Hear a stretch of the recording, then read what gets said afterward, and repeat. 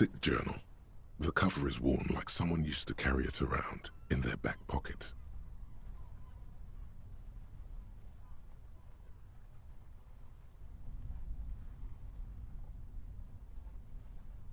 It's made of full-grain leather. The lower left corner of the back cover sports an embossed brand name, Schneller.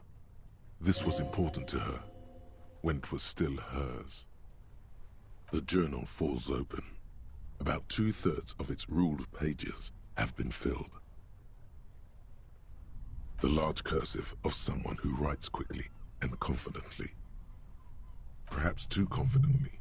Many phrases and even paragraphs have been crossed out, with tiny corrections scrawled above and in the margins.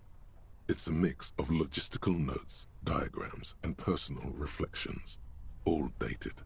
We could learn a lot from this. Hard to tell exactly. It's mostly noted down in code. Looks like contact information, quantities, directions.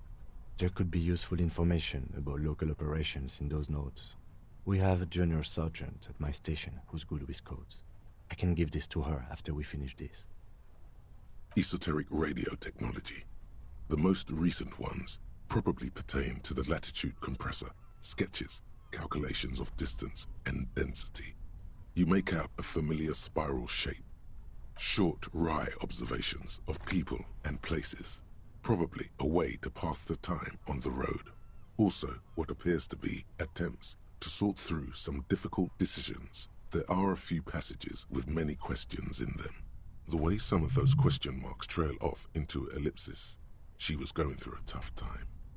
Staff issues, always tough on the leadership. You smell traces of betrayal.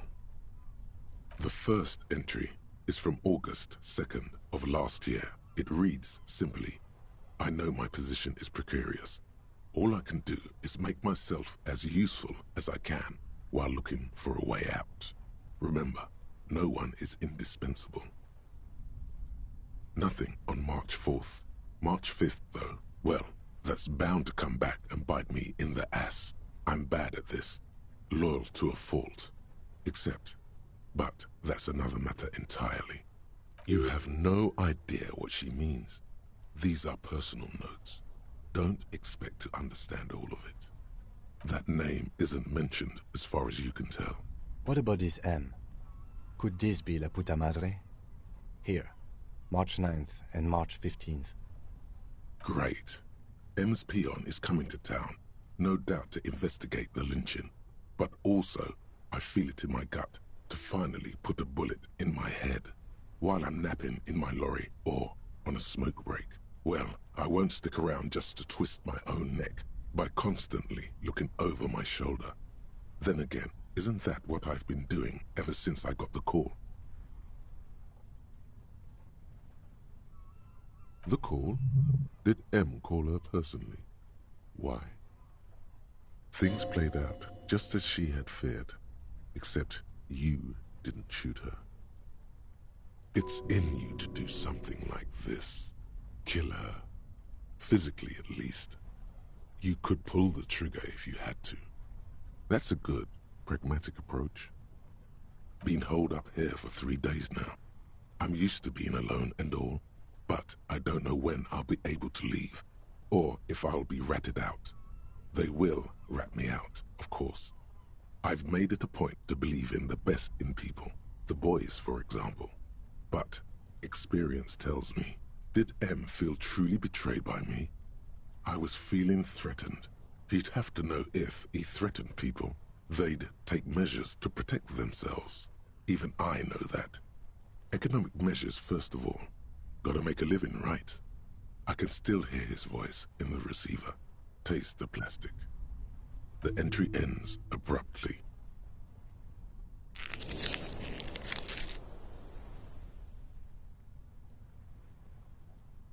The most recent entry is from today. It reads, even when I leave here, if I leave here alive, what's my next move? Staging a lynching is a crime, even if I'm not accused of murder on top of that. Forever on the run. Not really my idea of the open road. Man, I was really looking forward to winning. I don't think she killed the mercenary. It looks like she might have been framed. This whole thing was a detour, and a fatal one, he thinks. Don't get emotional.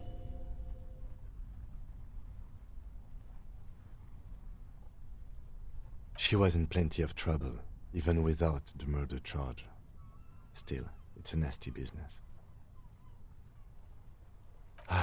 No, I don't think you are. Ask someone in your precinct if you want to be sure. Could have been Titus. Then again... Maybe there's a Hardy boy we've yet to meet, who acted as his accomplice. Either way, we need to keep an eye on him. One thing is for certain. We have business back in the whirling and rags. Questions to ask. We should get to it.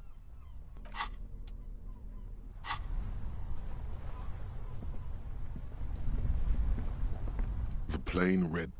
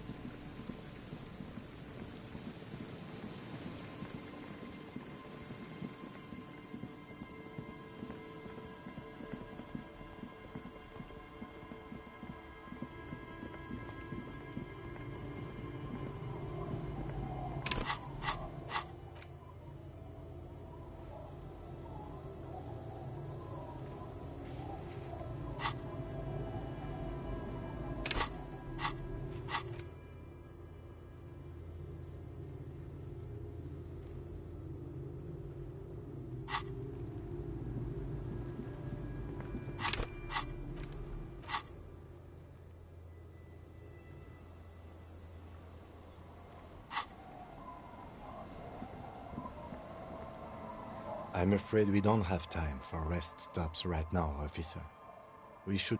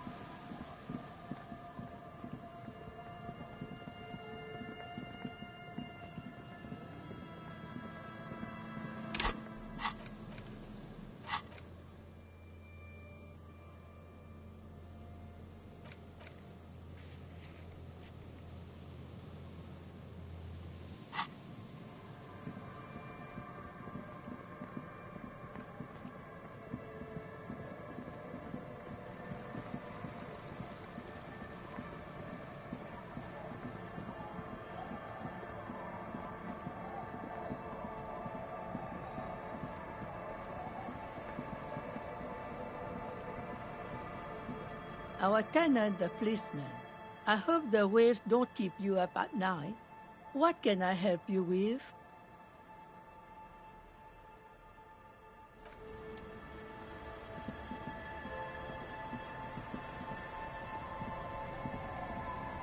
The waves are beginning to die down. Look at those little bastards.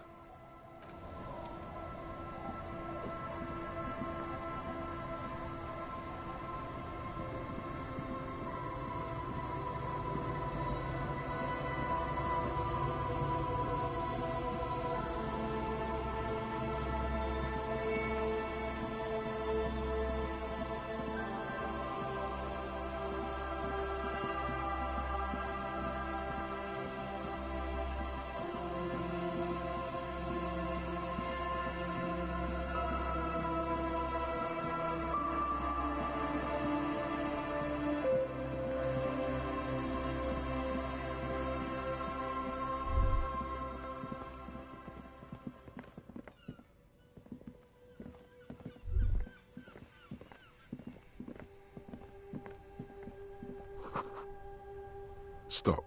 Just up ahead. Danger. What you have isn't enough.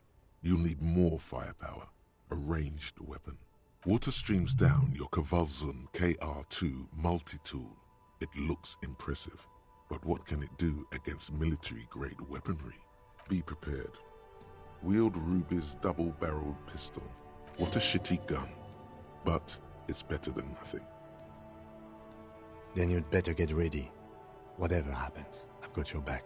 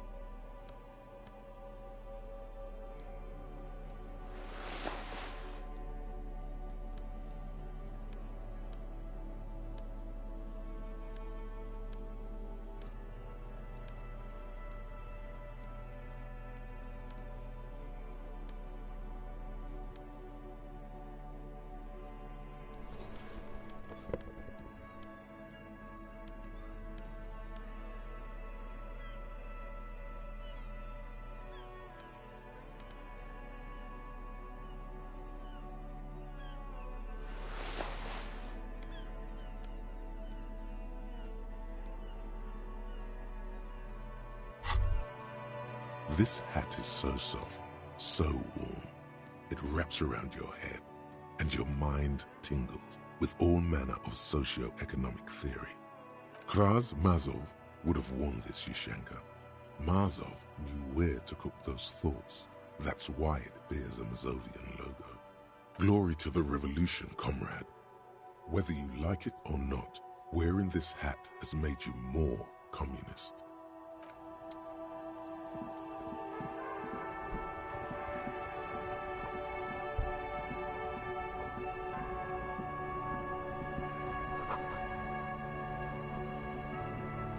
I'm all out of shits to give, loincloth. Welcome to the fucking reckoning.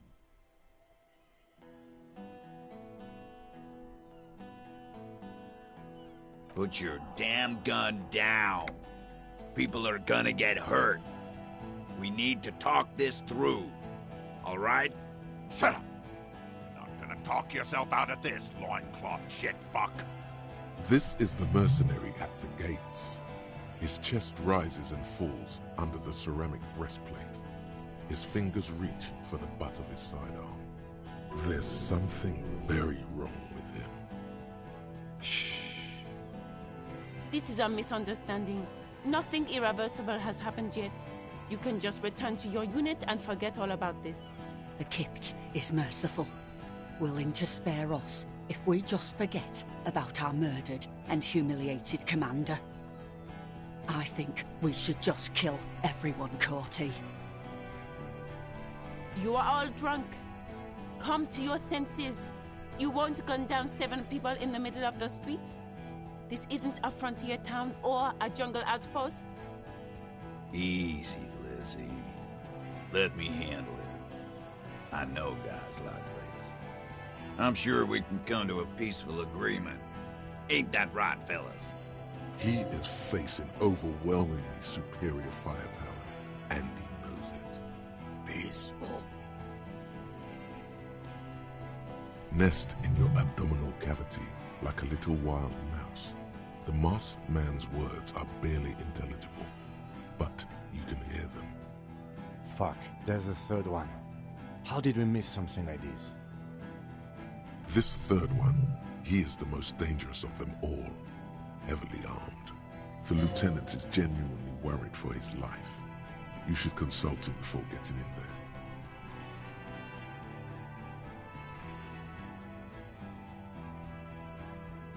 The Mercenary Tribunal. My plan is not to get killed, But we have to intervene.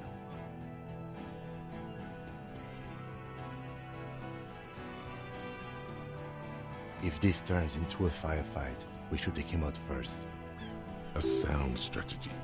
He's the leader.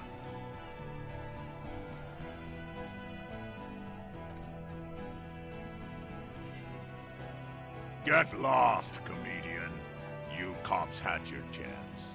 Now it's fucking time for some justice. I think he's calmed down a bit. No, he didn't. He's about to open fire. You can't think that way now. This is serious. Pig fuck!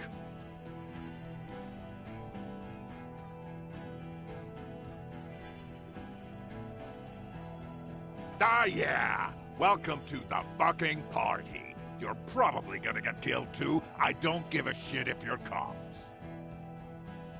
No one is going to kill anyone. Let's just put the guns down and talk like civilized human beings. With a wordless gurgle, the killer loads his long rifle. The leader gives a small nod to the helmeted man. Suddenly, your fingers holding the grip of a gun that has just taken a life tingle. Go for it, it seems to say. Shoot him in the mouth. Shoot him before he shoots you. Even if it comes to a fight, it's always a good idea to drag it out first. Get under his skin. I don't know about this getting under his skin. What if he gets under yours? I'm barely keeping your hand from trembling here. Peace. Always peace. It has worked thus far. Start with the first idea you have, then move down from that. Please. Rude. Rude is the killer. Rude, the killer, Owen Cloven. He doesn't talk much. All of you cunts inside out. Rip you open. The gunner. The raddest. The killer. What do you think he does? There, on the rim of Owen Cloven's helmet, you count little stick figures. 19, 20, 21. About 50 little stick figures. All of them black, plus 2 little white ones in the end. That's right. Plenty of kips here in Revachol, too. T, let's fucking do it. T.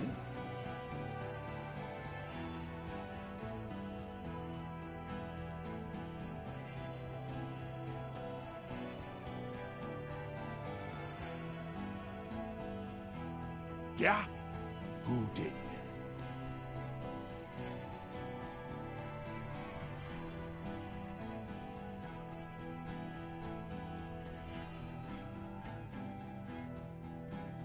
How fucking convenient. His fingers are twitching. That's a draw reflex. He's about to draw.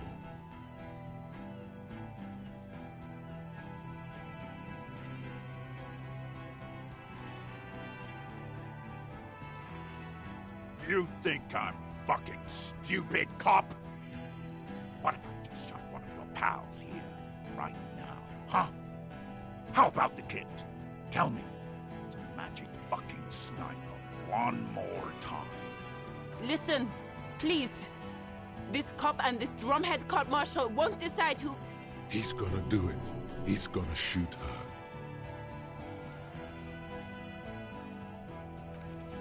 Your mind grinds to a halt. All you can see is the revolver in the man's armored hand, swaying, pointed at her. You'd move your mouth like a fish gasping for air.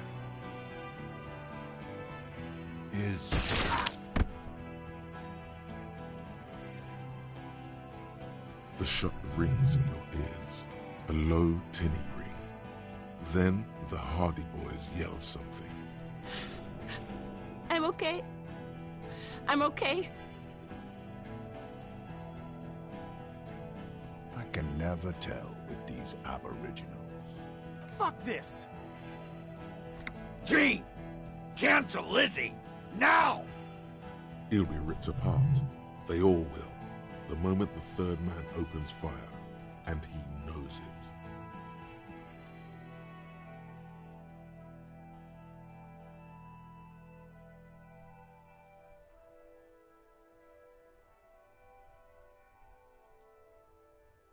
Yes. So what? Yeah? So what? You should be drunk too. It's insane how long it's been since your last drink.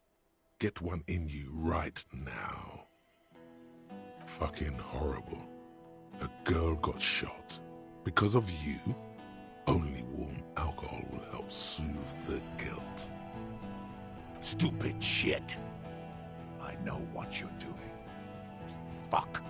It's not gonna work. I'm clear as day. Enough already! What is this? We didn't come here to fucking chat! Interrupt me again and I will execute you on the spot, Lance Corporal.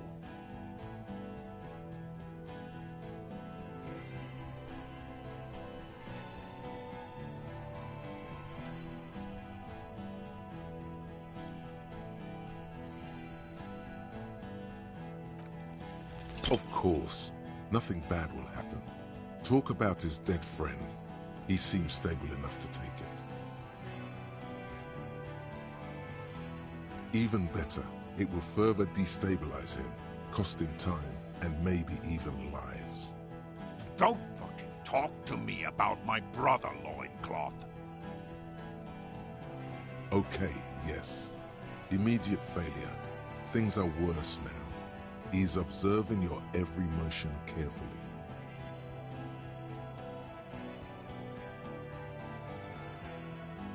You think I care what that company cunt thinks?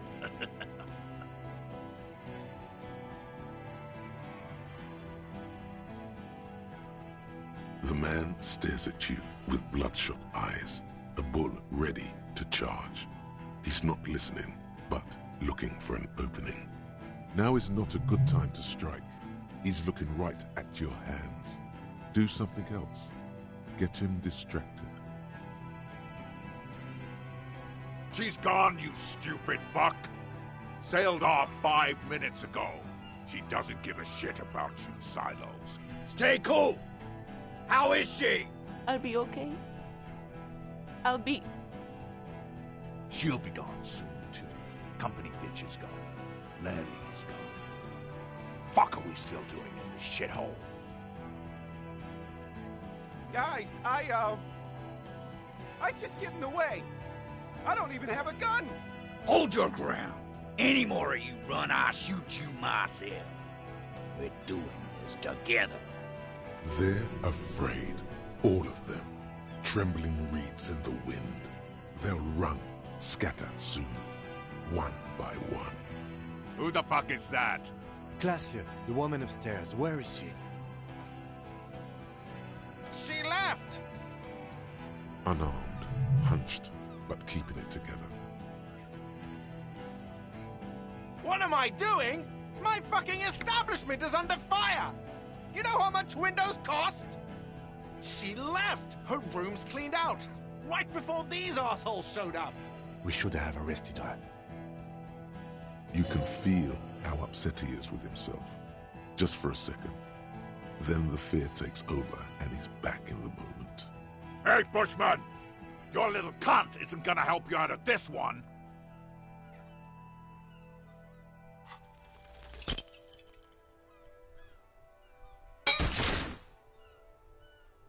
A small explosion expels the bullet from the chamber. With a puff of smoke, it hits the man square in the chest, producing a soft clicking sound in the armor. Like dice rolling. Go ahead. Give it another try. Do it, primitive. Kill him.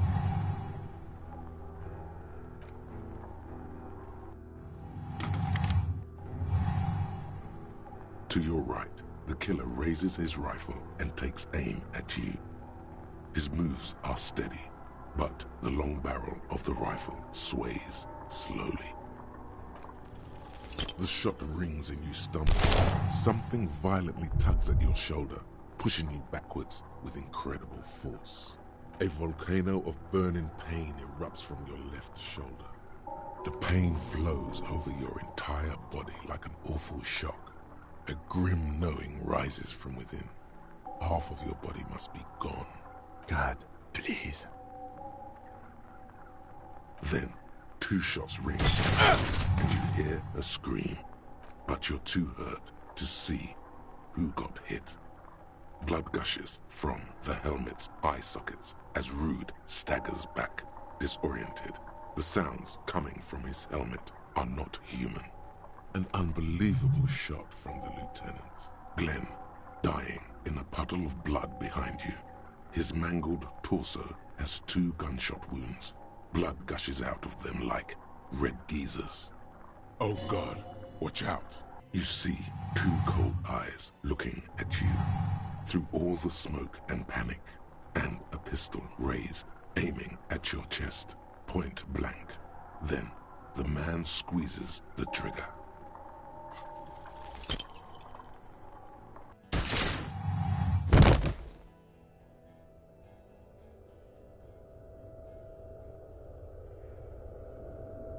You can't. There is no time. Something inside your pelvis explodes. Your entire lower body is on fire, and your legs can't support you. You fall down like a rag doll. The pain is too immense to scream. It pushes the air out of your lungs. Everything goes dark. A distant blur as you recede into it. Nothing. A persisting darkness. Dancing lights of pain. Distant shadows cast by them. Like a hellish play. You're bleeding out.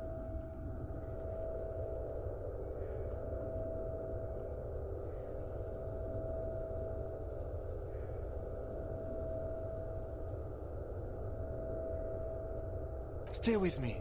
You hear me? Stay awake. Look at me. But you can't.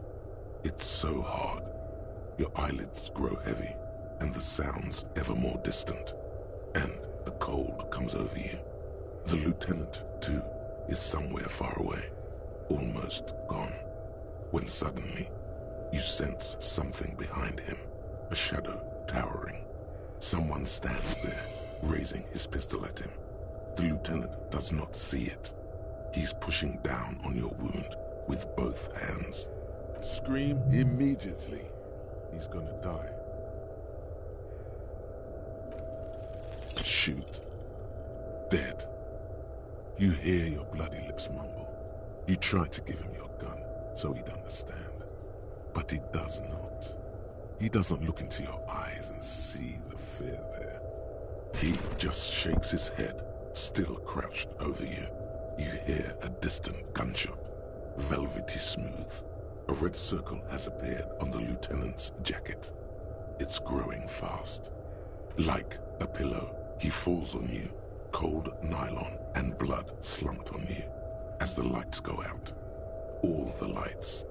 The last thing you hear is the sound of his spectacles landing on the pavement next to you. This is death. One more door, baby. One more door. Kim, there is no Kim. There is no fight. It's over. It was. Have mercy on yourself. Take the door. He's not taking it. His body is not taking it. Oh, God, no. He's not disintegrating. He's swelling up instead. Over the hours, hurting, moaning in his sleep, and rotting, and being disinfected, and smelling of drugs, and feeling saliva in his mouth, drifting in painkillers, thrashing in his wound sleep. There was a radio in the distance, a radio of the world, playing sounds. Good morning, Elysium. Soon you will return to the world. Hours turn to days. Soon we will get up again and go through it again. Finally we know what the infernal engine was outside. The It was him. He is the infernal engine. He never stops. He only gets worse.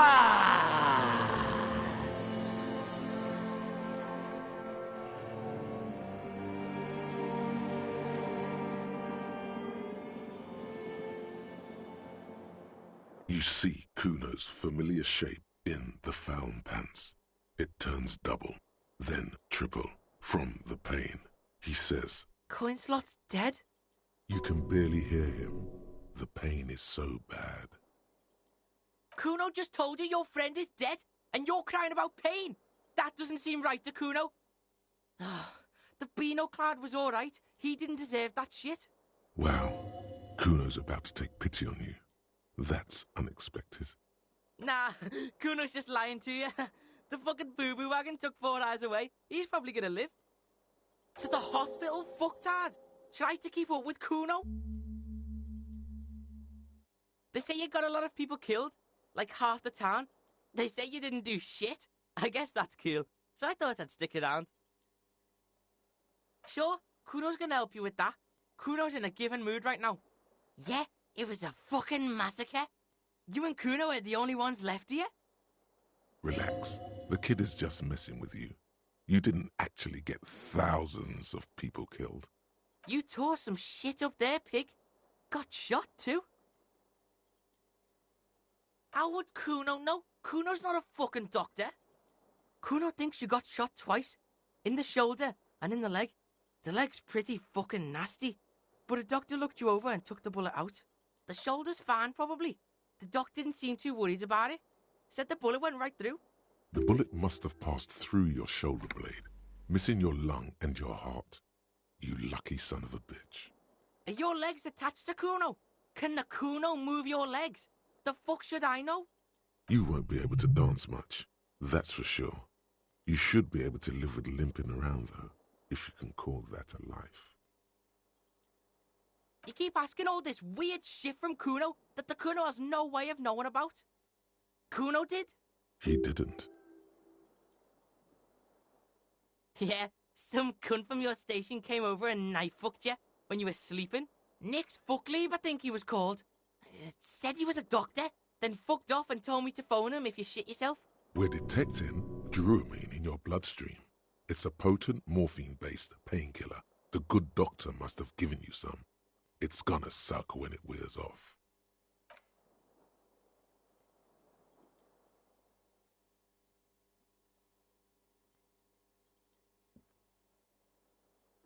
Go easy, pig. You want to lean on the Kuno or something? You can take it. Just don't lean on the old leg too heavily. Your balance is way off. You feel like you're about to fall over. So, how is it?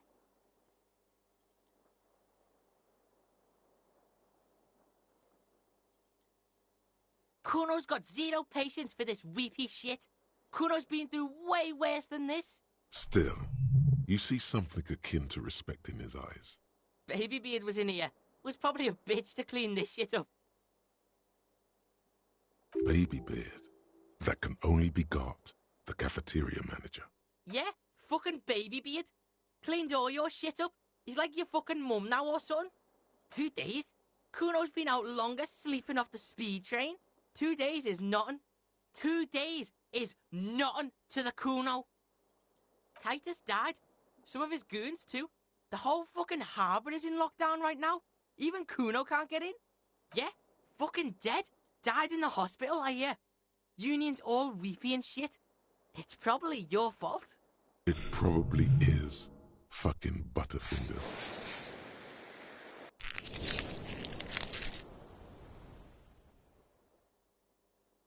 Yeah, she's way gone pig. Kuno's been here for 2 days, and Baby Beard and you are the only fucks in the building. No, she was dead when the Union doctor arrived. Kuno saw them put her in a bag. Tough he may be, but this image left a mark. That bag's on you. You could have done something, but you just stood there. Fuck. Was nothing. Kuno's gonna go into a bag too. We all are. Rich bitch. Yeah, probably. Boat's gone. Kuno'd be fucking fine too if Kuno had a boat. Yeah, that's what Kuno said. No one goes in or out. Shit's paranoid now. No problem. Kuno shares the info. The fuck you asking Kuno for? How would Kuno know? Kuno's fucking 12. Oh, really? You can't get to that fat fuck Everard anymore, because the harbour's locked down. Half the Hardy bitches are dead, and your company bitch sailed off. He's really been keeping tabs on you, the Hardys, even the company rep.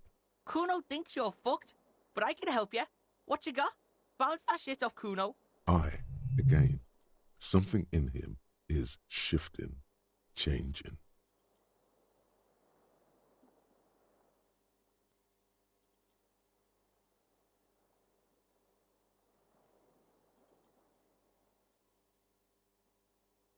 Yeah, what? What bells? Fuck, pig. Kuno doesn't know about this flower shit. Kuno's not feeling it. Huh? That could have been there for years. Kuno thinks it's a dead end. You want Kuno to be a yes man? Or you want me to tell it like it is? Walls are full of holes here, pig. Even Kuno knows that. There is no telling when it was made. He had a point there. There are fucking footprints everywhere, pig. Pigs are too into this footprint shit. Kuno just saw footprints outside on the sidewalk. Yeah, that sounds real to Kuno. Forensic shit. True crime shit. Let's check out some crime scenes and assess shit. Pig style. Anything else? He's genuinely impressed. But that's mostly to do with how scientific that percentage sounded.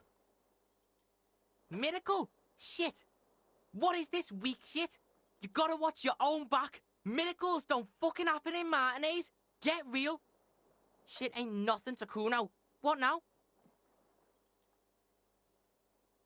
Will Pig? You ready to walk, Will Pig? So, listen, Pig. Kuno's been thinking about shit and, Kuno's coming with you. Help you wrap this shit up, final style. Asking for something, even asking to come along, doesn't come easy for him. This scene is dead. Kuno's out of here. Might as well be a pig. Big up fucky fingers on me way out. Drug asset detected. Kid would make a half-decent sharpshooter, no? Look at him. Life hasn't been easy on him. You want to drag him along and put him through more shit? Your shit? Look, this might be his only way out. Trying to recruit him is like trying to make a pet out of fire. This kid recognizes only one authority, his own. He is streetwise, knows the neighborhood, knows the people. He could be useful. Accepted the Kuno like a motherfucker. What are we gonna do now? Yeah, debrief Kuno. Let Kuno know the plan. A gust of wind blows in from the bay. The duraluminum box around you vibrates imperceptibly. A familiar cold, a red thread on the roof upstairs.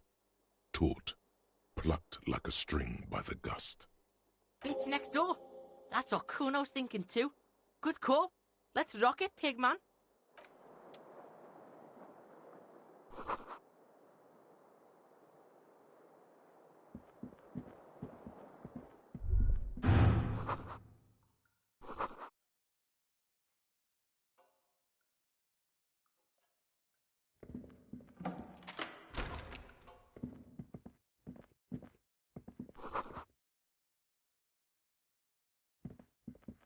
These papers bear the stamp of the RCM.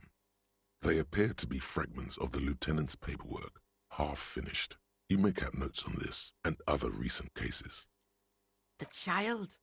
Dom's unfinished. Dom's unfinished too. The man with the hole in his head. Boring ass shit. Motorcycle emptiness. That's a cool case. Kuno can solve that shit for the Beano. No one tells Kuno what to call something. But the Beano was alright in Kuno's book. Kuno's pig. Very little. This is a daily write-up. He's just started copying notes from his notebook, preparing them for filing. The case appears to be named, however. KK57 0803 0815. The Hanged Man.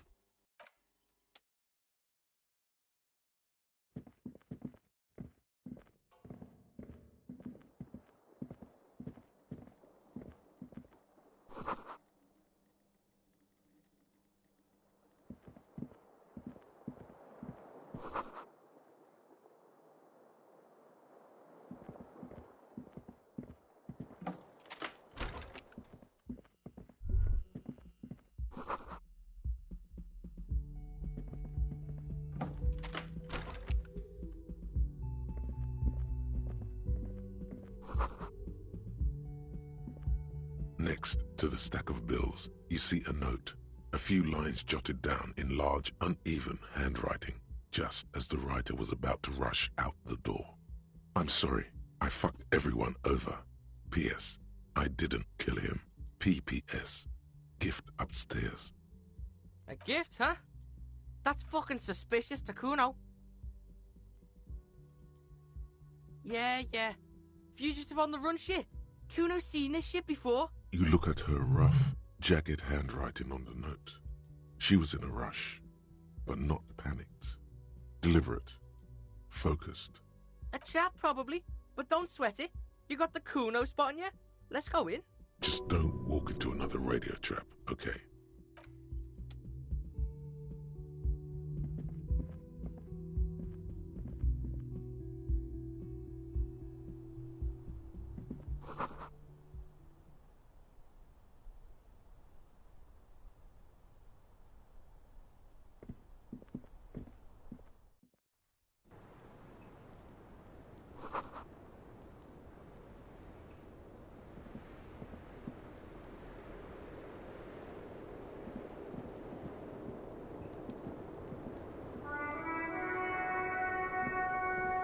Talk to Kuno.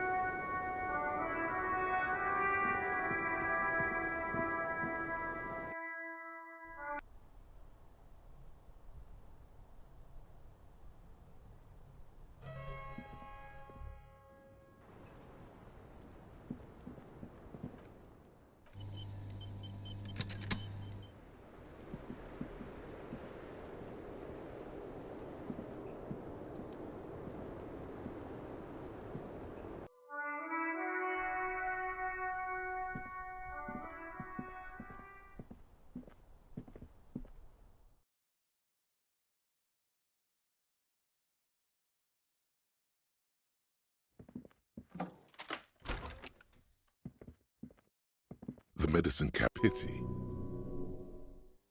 Nah, pig. That'd be too easy. Let's keep looking. Smart chick. Kuno never leaves shit behind either. Kuno's a pro.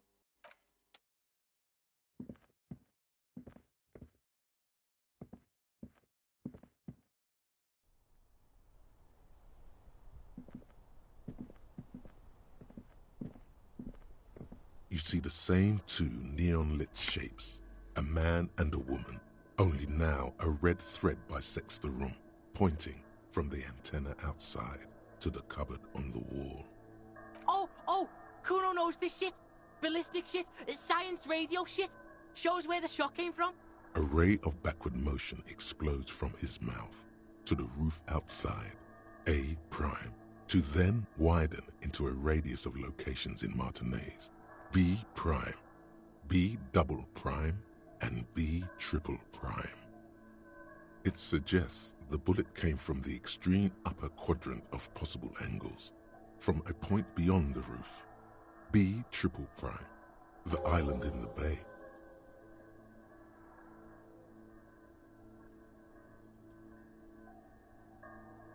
Pig?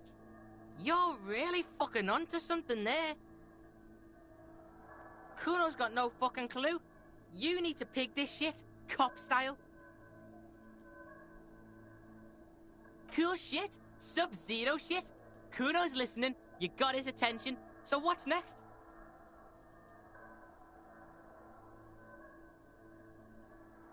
The wind blows in from the open window. The boy squints, looking into the cold distance across the water. Yeah, why fucking not? Just one question though. How are you gonna get to the island? Kuno has his ways, but that ain't for your fat old ass.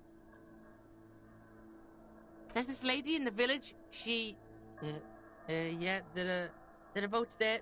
You go, do shit there. You'll get one on the coast. It suggests the island in the bay. Pig? You're really fucking on. Kuno's got no fucking clue. Cool shit. Sub-Zero shit. Kuno's... The wind blows in from the open window. Yeah. How are you gonna get to the island? There's this lady in the village. She... yeah, there are boats there. You go, do shit there. You'll...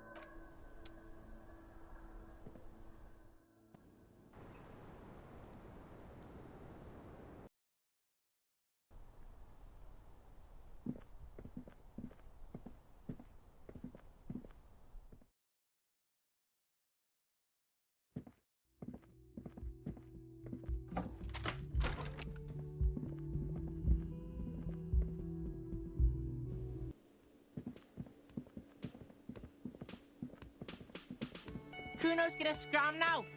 Can't be seen with pigs. Can't shit on Kuno's good name. So yeah, see you on the C4 island.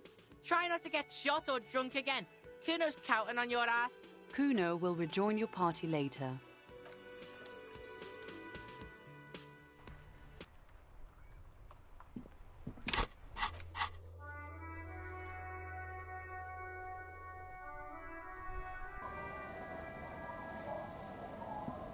Our tenant, the policeman. I hope the waves don't keep you up at night. What can I help you with?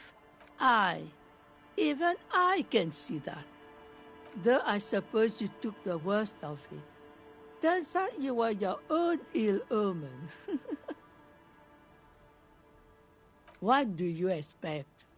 Police officers get put into danger. Still, I'm sorry to hear about your partner. He seemed to be a decent enough sort. That's the best you can say about your partner? Sounds like it wasn't working out.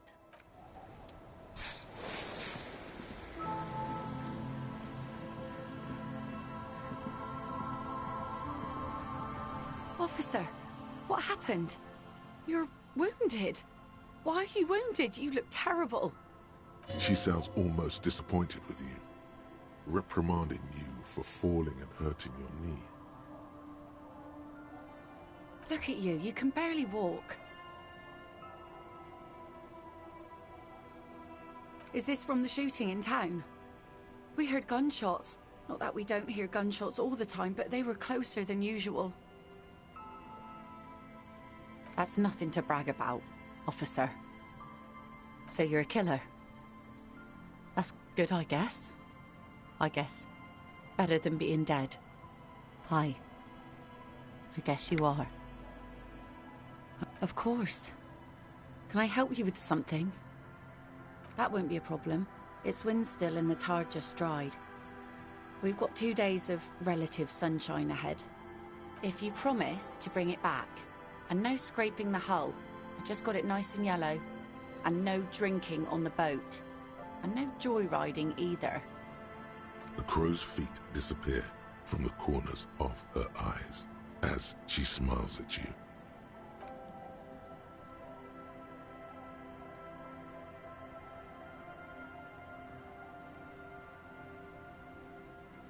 Hasn't been there herself. Who has then? My husband used to drink there. Him and his drinking buddies. Always seemed like a bad place to drink to me. People died there during the landing, you know. My mother told me. The kids sometimes go there too. I know they do, on rafts. I tell them not to, but they bring back old bullet casings and such. The twins. Well, most of it's sunken. Underwater. That means concrete underwater. Cut your boat if you're not careful. Be sure to enter from the south side. Water's deep there. Aye, aye, Captain. Please be conservative with the fuel, will you? just filled her up, but it's a small tank.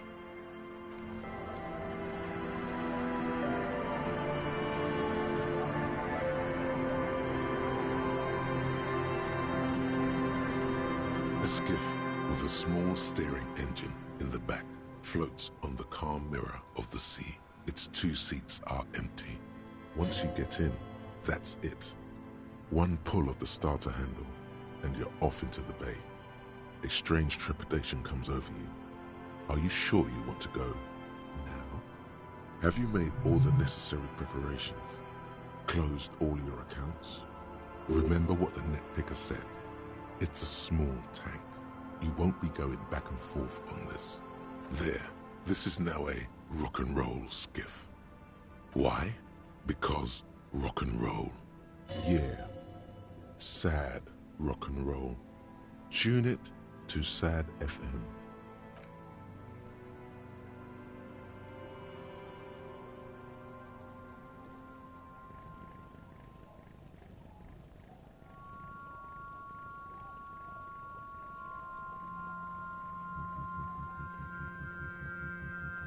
Want to be free.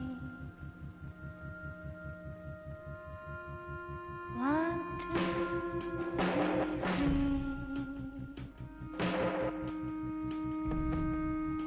It will last forever.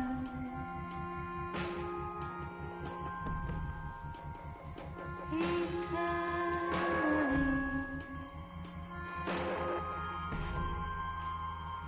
Want to be free. Want to be free. It will last forever. Want to be free. Want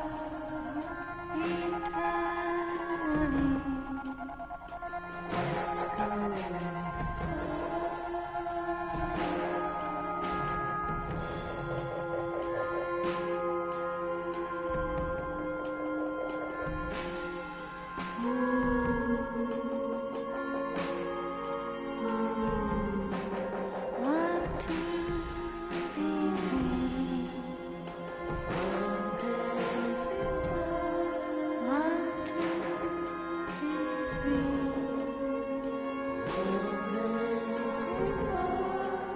It will last forever.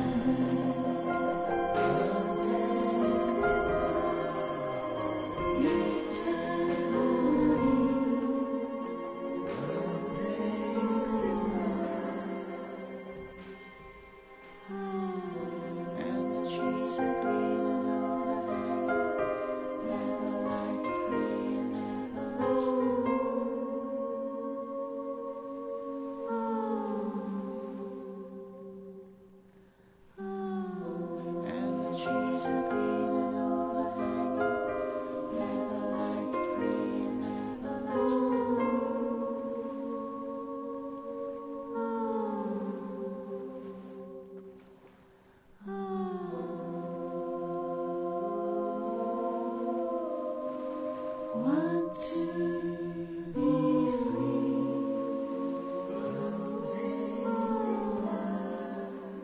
Eternally.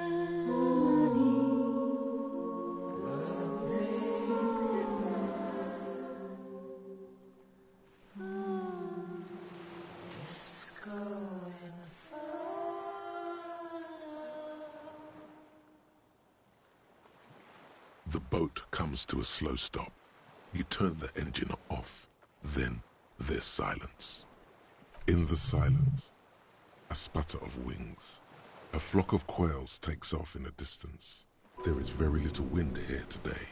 The ghost is standing still. You look at your arms, then the cliffs above you. Good, you made it.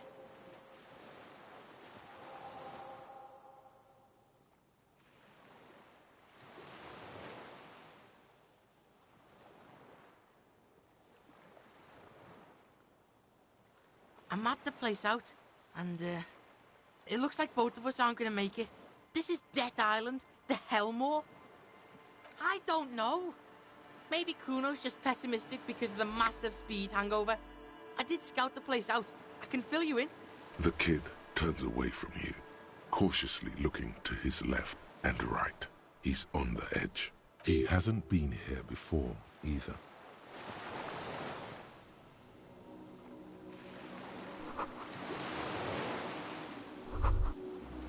The chain trails off into the ocean, connecting the island to the supply depot on the coast. Cool fucking chain. Fuck does Kuno know? Kuno would use it to bring shit to the island.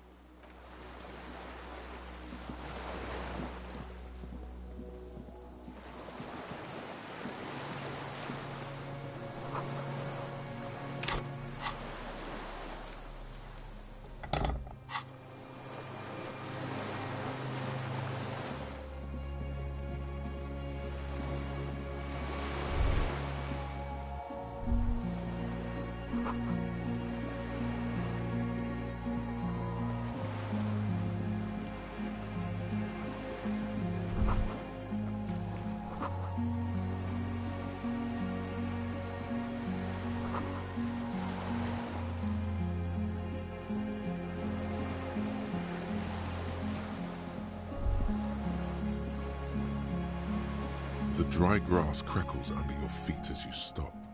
Far away, birds' wings touch the still surface of the sea. The flock of quail departs, now more than 100 meters away, 102, 105. On the islet, there is almost no wind, just snow quietly falling on the reeds, bulrushes swaying on the waterline, long dried leaves chafing against each other. The great ghost of the air is holding its breath. A silent hiss, sea air moving through the needles of a pine tree. The faraway roar of the city, distant like today's dream. Before it, the sound of sand, the low tide filtered through its grains, a bird tending to its feathers. Snow falls on the water, melting away without even a whisper. A low hum. The air slowly moves through a concrete box, through its ancient slits and cracks, resonating, hollow.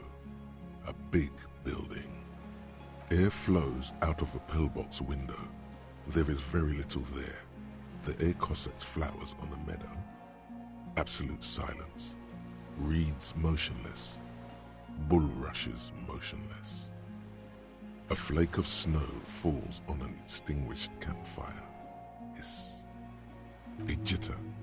A sound impatient to happen, but not yet in this world. You hear some kind of limb fidget, producing an imperceptible tick. No, it's just your imagination. You can't hear such things. What? Spooky ass island. That's how it is on spooky ass island. Silence and shit.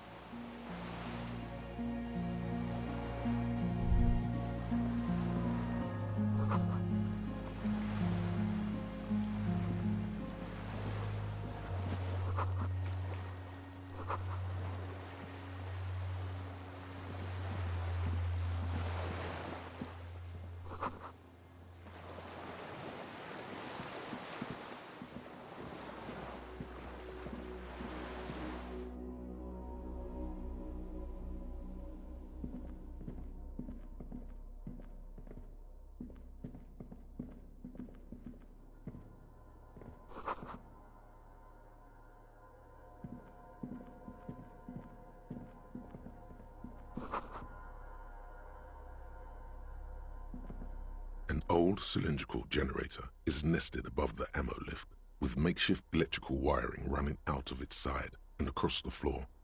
The cables disappear into the wall to your right. This shit's cold? No, this isn't right.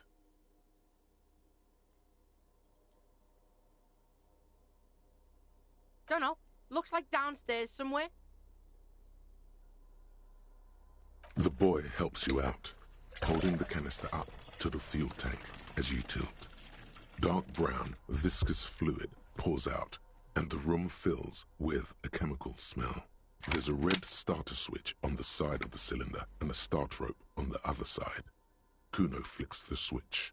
The recoil start wakes the old generator up instantly. The machine sputters like an old warhorse before settling down to a rattle. We're in. We're doing this. The tank is far from full, but there should be enough inside to keep it going for a day.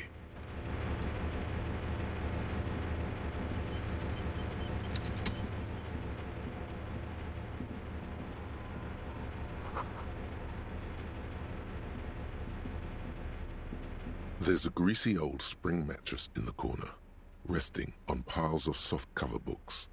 White linen and a pillow are visible under a worn-out caracal blanket. Check this shit. Someone's been squatting here. Kuno knows because this shit looks like Kuno's place. You force the rest of the sentence out through pain, thick as molasses, without really hearing it. Hey, Kuno doesn't want to hurt your feelings, but you look like shit. Maybe you should lie down in the bed, like recover before you die. You face the concrete wall. There's less light there in the dark corner. The blanket feels cold. The entire room does. Concrete and cold. Minutes pass. Half an hour maybe. The sounds of the sea beyond grow distant. Your eyelids close until you feel yourself standing up in the darkness, right next to the mattress. Slowly, the world begins to hatch from the blackness. It's evening. Sleep.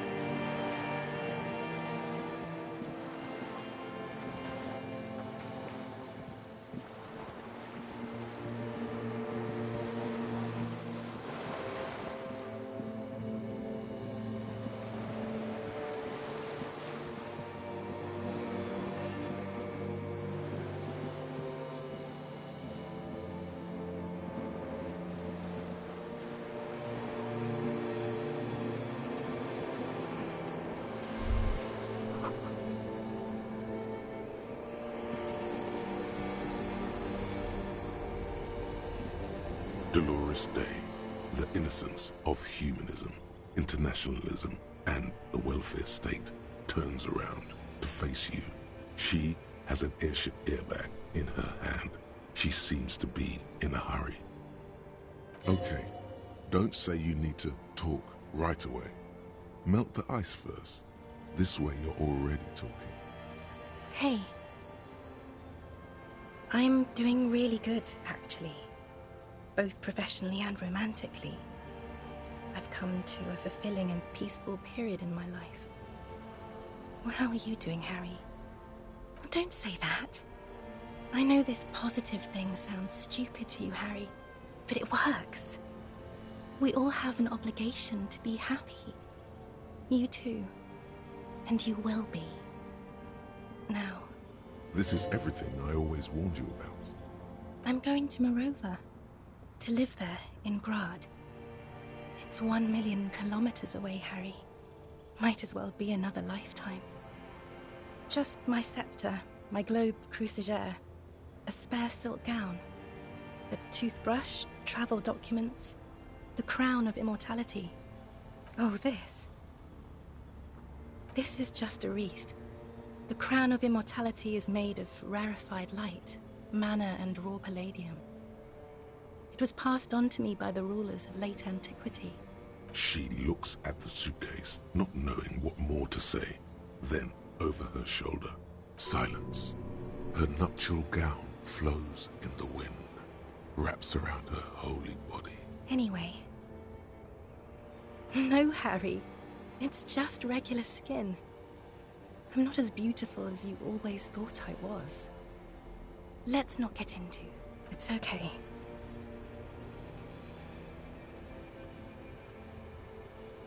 No, Harry. No. I don't want a massive, epic showdown. I want to go to the aerodrome. I have tickets for the 10:20 flight to Morova. Really, we don't have anything to talk about anymore. Every combination of words has been played out. The atoms don't form us anymore. Us. Our love. Our unborn daughters. It's all gone. I have to go to the aerodrome. I have to leave Revachol and you. And you have to be alone. In hell. Forever. That's just the way it is. Oh God, whatever you do, don't try to kiss her yet. Not after that. You're still reeling. You'll fall over if you try now. It's not. But... I don't know why I said but. There is no but. That's it, yes. We've talked about it 1,000,000 times. You will get over it. Just like I did. People do. It just takes some time. For you, I think it will take something like 20 years, maybe? It was hard for me too, you know. I used to think I couldn't live without you. But I can. Yes.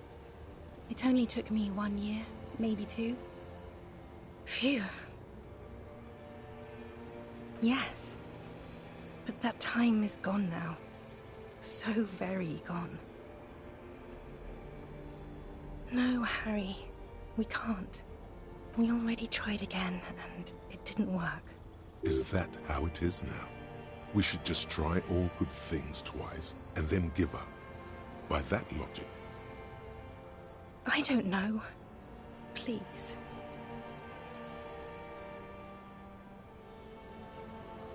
Harry, we can't be together because you're insane. She avoids turning them to you. They're turning moist now. Her eyes. She slowly shakes her head and tries to get hold of herself, brushing her hands in her gown. You know what I mean. A little down. You've worked there for so long, you can't even talk like a normal person anymore. It's always lists with you. Questions.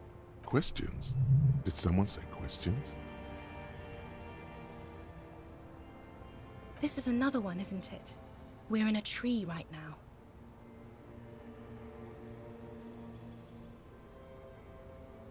In descending order, usually.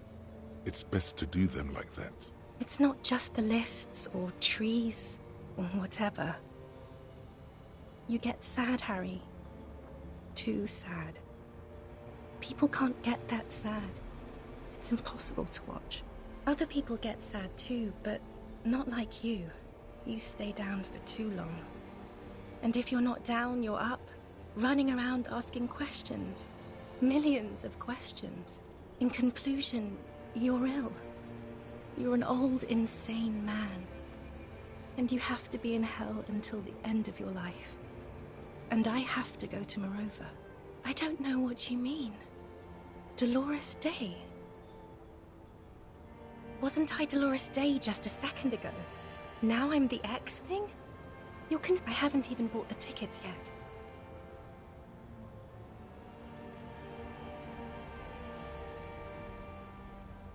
I'm glad too, but I have to go. My friends are waiting for me on the platform. I can't let them wait. It's impolite. She does not look back. Instead, eyes her fingernails. They're bitten, frayed. The evening wind blows in. The gown wraps around her like a white flag. 1,000 times you beat an animal. 1,000 times you've raised that fabric. What is underneath has always calmed you, centered you, made you sane. The morning? I don't understand. Oh my God, Harry, stop. I don't want to hear anything about the morning. Mourning someone who's still alive. Any of that. I can't do that anymore. I'm not 80 years old, I'm 32. People my age are not supposed to mourn. Yes, Harry, I am. Things have gotten much better for me, now that I am the ruler of the known world. Oh God, it's already so late. I have to go, Harry. A tiny golden watch with red straps around her bony little wrists.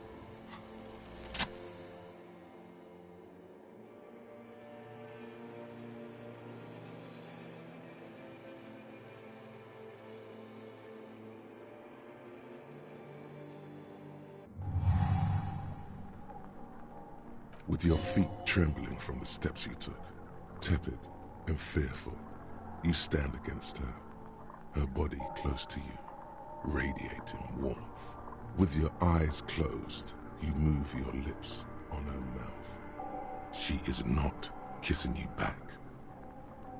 This was not about failure or success. This was always going to be horror. I should not have suggested it, and you should not have listened to me.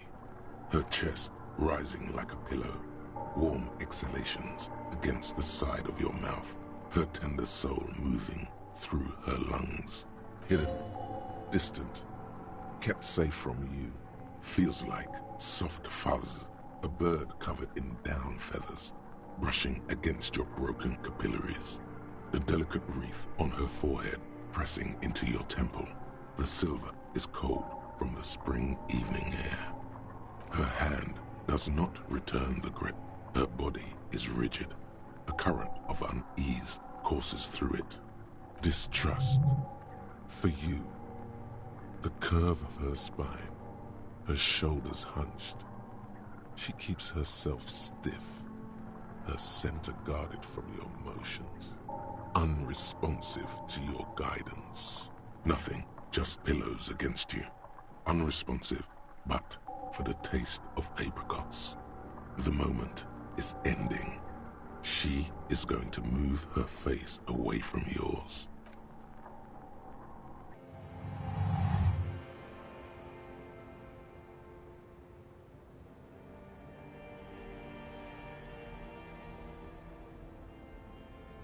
Trying hard not to look at you.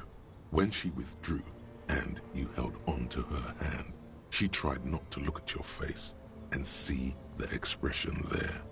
Brother, you should put me in front of a firing squad. I have no words for how I failed you. She breathes out heavily, as if something painful has passed through her and shakes her head. She shakes her head one more time. The evening wind rustles her hair, blowing old newspapers and fast food wrappings down the street. Why did you do that to yourself? You know I don't cheat, Harry. I never cheated on you. No, Harry. Not yet. There is one more thing you have to see. I'm pregnant. Of course not. I terminated yours. Don't you remember? You poor fuck. Poverty-stricken fuck. Now, go ahead. Ask me more questions. Let's talk about something else. No, this has to end. Do the last one. We both said a lot of things. We were very young. It was her. I can feel it. I can see it in her tender long fingers, in her wrists. Her hand wrote it, said those things. As Queen Regnant, I write a lot of letters.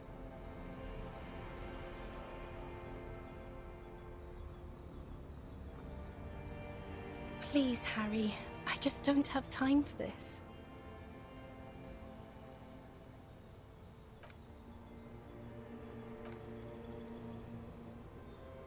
Okay, stop. Yes. Are you happy now? Then why are you doing this? Very well. I wrote it. It was morning. You slept. There was hoarfrost on the ground when I left, on Voyager Road. It was autumn. The first autumn.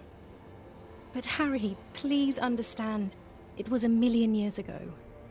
No, it was 100 million years ago. I was someone else then, filled to the brim with love for you, hanging on your every word. Oh, Harry, you were the coolest. But I am no longer that person. This has taken her place. It will devour you. Harry, I will eat your mind. The light of the video rental shines through her dress now. A DeLorean figure, cut in black, moves below. It's still her. Her legs, her breasts, her hips. The coolest. With your leather jacket and your boot-cut pants, smoking in the bus stop. I wanted you to be the rest of my life that day. And you were. Some of it, at least. You were my first. My first kiss. My first time to have sex. The first and worst time I fell in love. I will always have that with me. It's a fact. But that is all it is. It's like a ticket stub, Harry. It doesn't do anything anymore. Yes, let's talk about that too. Let's bring it up, the zoo. In Le Jardin, the day we went east of the river, to the aquarium first, I was sad about my mother. I don't even know why. The shimmer of the fish tank on my face, the octopuses. It was just a day then, but to think. Were we there now, you could touch my hair, kiss me. Talk to me about anything, go virtually anywhere in the world. Not like now. Now our interactions are limited to pain and regret. And my crown of immortality? No. You scared her out of me. With your crying, the awful time we wound up having. And the cheap rental flats you could afford. Can't you see? I can never think you're cool again. I can only think that way about new people. It's here, Harry. We are on Voyager Road. At the end of it, 300 meters from the stop. We used to come here to rent videos. There. You could not pay the electrical bill. It became a lightless tomb. The years you spent training for the militia, my parents' money, it was not good. Surely the alcohol didn't help either. Everyone has a little glass of wine every now and then. I certainly do. It's a Queen Regnant thing. I don't think it was the alcohol. It was inevitability. See, if you drank with her, you'd be cool again. If you drank with her, you could have sex on alcohol. Is there really anything left? If not, we can always repeat one of the things we have already talked about. Talk about it again. If you do not feel like doing... Don't let her go there. You should redo the topics. Go over everything. The things you didn't say before, too. Make it go on and on. I have to, Harry. Really, I've already missed the 8:30. I'm gonna go now. I was wrong. You don't have power over her anymore. You shouldn't have said that. I am wrong about everything. You should go on without me.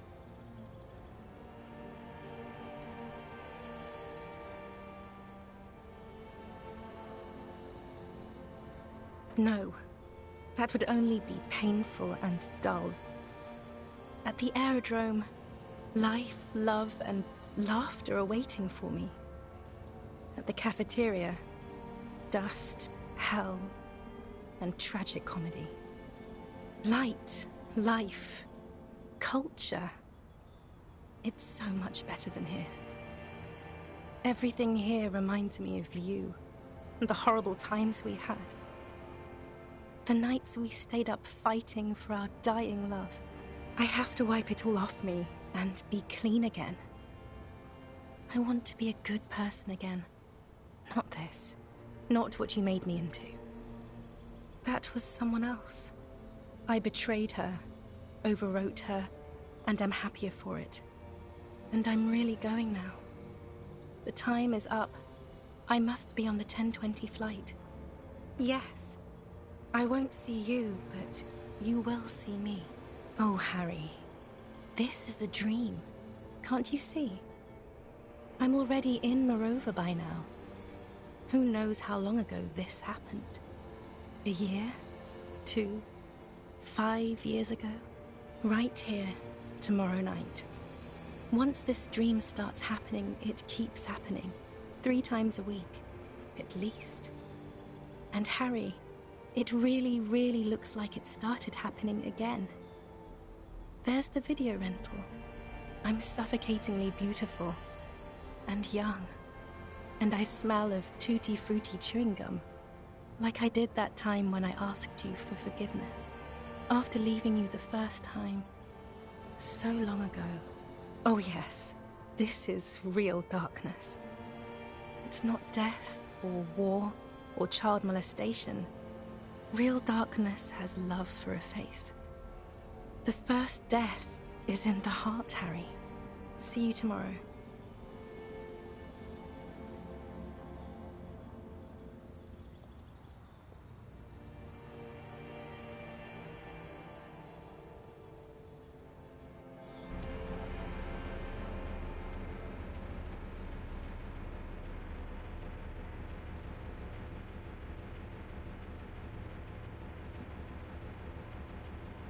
Oh, there, man. You've been squealing and thrashing around. Crazy. And now you're bleeding too? Again?